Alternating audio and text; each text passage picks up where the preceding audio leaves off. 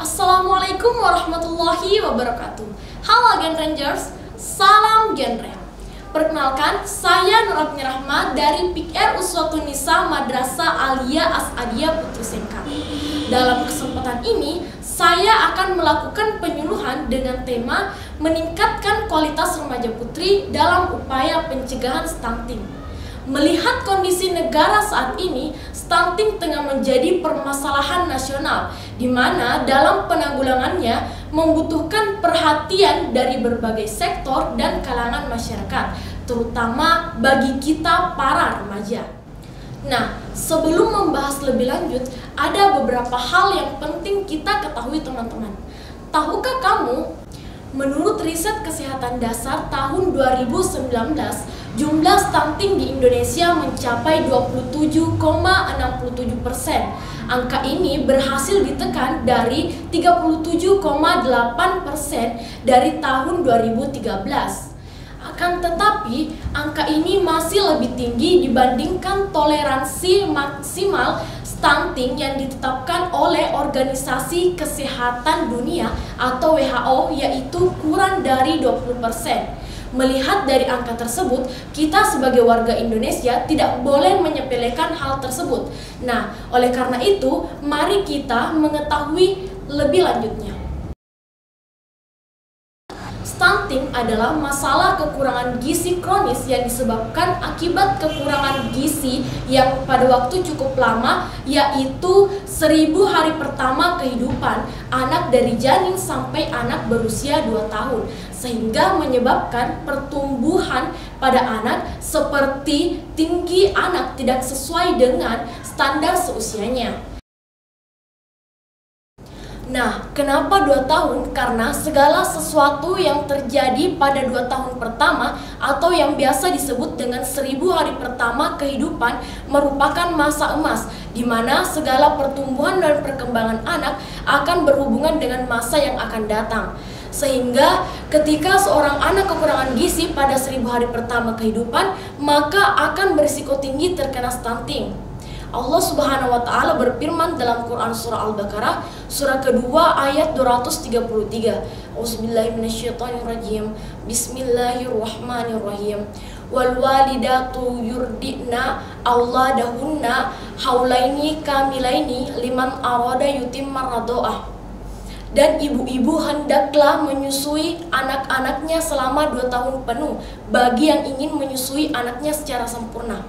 Allah Subhanahu wa Ta'ala menegaskan dalam Al-Quran ini agar seorang ibu menyusui anaknya secara 2 tahun penuh.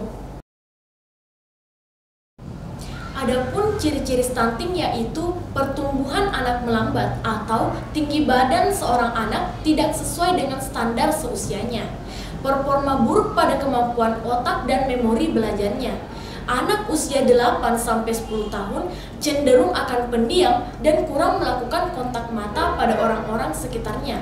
Anak pun akan terhambat perkembangannya, seperti telat menstruasi pada anak perempuan dan mudah terserang berbagai penyakit. Dari ciri-ciri tersebut, kita sudah mendapat gambaran mengenai dampak yang ditimbulkan stunting. Tentu saja, dampak yang ditimbulkan stunting itu akan berbahaya bagi anak itu sendiri. Nah, apa saja sih dampak stunting? Dampak yang ditimbulkan stunting ada 2. Yang pertama, dampak berjangka pendek dan dampak berjangka panjang. Dampak berjangka pendek yaitu terganggunya perkembangan otak, kecerdasan, gangguan fisik, dan gangguan metabolisme. Adapun dampak yang berjangka panjang yaitu menurunkan kemampuan kognitif anak, menurunkan imun tubuh anak sehingga mudah sakit, dan berisiko memiliki riwayat penyakit metabolik, yaitu penyakit yang tidak menular seperti jantungan, stroke, kanker, diabetes, obesitas, dan penyakit-penyakit lainnya. Melihat banyaknya dampak yang ditimbulkan oleh stunting, kita juga membutuhkan banyak upaya dalam pencegahannya. Nah, salah satunya yaitu meningkatkan kualitas remaja putri. Kenapa? Karena kita mesti mempersiapkan remaja putri sebagai seorang ibu nantinya. Melihat banyaknya dampak yang ditimbulkan stunting, kita juga membutuhkan banyaknya upaya pencegahan. Nah, salah satunya yaitu seperti tema saya tadi, meningkatkan kualitas remaja putri dalam upaya pencegahan stunting.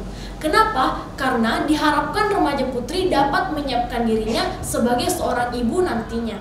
Strana stunting mengidentifikasi sasaran penting yaitu remaja putri, selain dari ibu hamil dan anak yang berusia 0 sampai 23 bulan.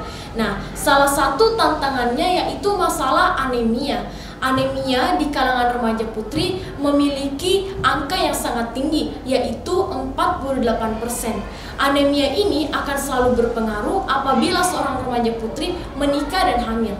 Seorang remaja putri yang menikah dan hamil di bawah usia 16 tahun akan berisiko tinggi bagi kesehatannya dan bagi anak yang dikandungnya.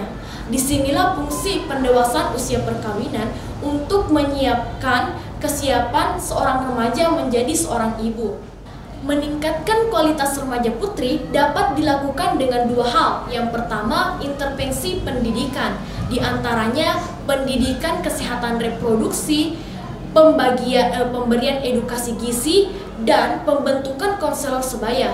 Adapun intervensi kesehatan yaitu suplementasi tablet tambah darah, promosi gizi seimbang, pemberian obat cacing, dan pemberian gizi zinc, serta pelayanan akses PKPR atau pelayanan kesehatan peduli remaja di puskesmas.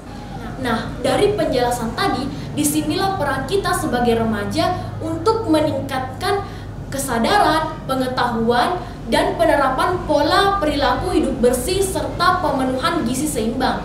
Khususnya remaja putri diharapkan untuk meningkatkan kualitas dan penyiapan agar kelak melahirkan generasi bebas stunting. Mulai dari sekarang untuk masa yang akan datang, remaja keren cegah stunting. Sekian, wabillahi taufiq wal hidayah. Wassalamualaikum warahmatullahi wabarakatuh.